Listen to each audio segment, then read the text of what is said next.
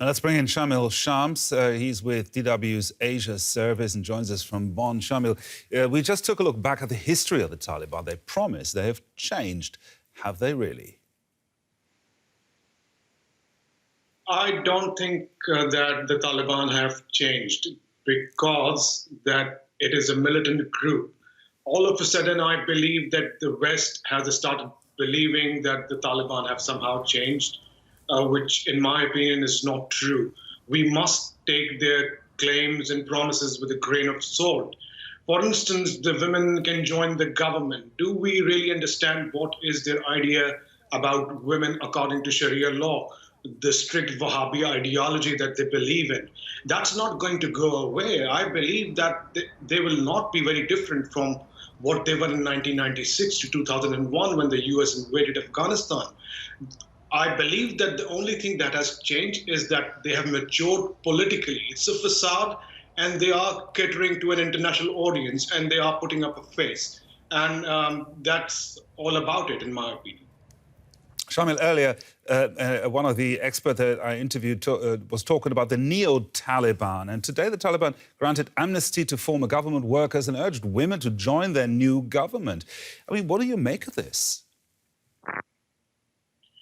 I don't make much of it because, as I said, that I do not believe in their promises. That is a militant group, and the international community should avoid what President Trump did with the Taliban, the horrendous deal that he signed with the Taliban in Doha, without any promises, without any commitments. And people say that the Taliban did not live up to their commitments, but the international community did not play its role in making them committed to all these deals.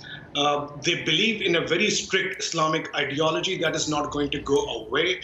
They still believe in that. And probably they will have some kind of cosmetic things here and there, bringing in women, some women reporters, women politicians, but their core ideology will remain the same. We have to wait and see. But in the meantime, the international community needs to put more pressure on the Taliban. Without that pressure, now President Ghani has fled the country, and they have an upper hand in all kinds of negotiations and inclusive government talks. I believe that if there is no international pressure, the Taliban would just buy some time and then go back to what they are good at, like the militancy and curbing human rights and women's rights.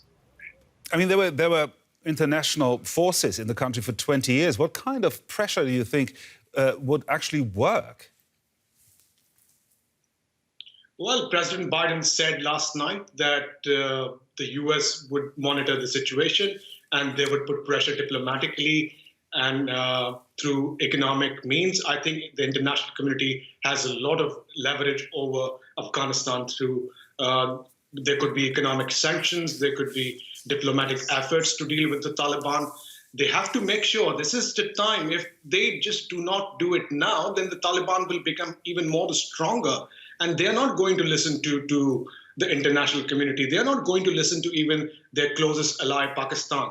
They are not going to do that. This is the time that the international community needs to put more pressure. The mistakes that the international community, the US, has done in Afghanistan, they must not be repeated. This is something that the international community, the West, needs to learn from. And the time is now, not later.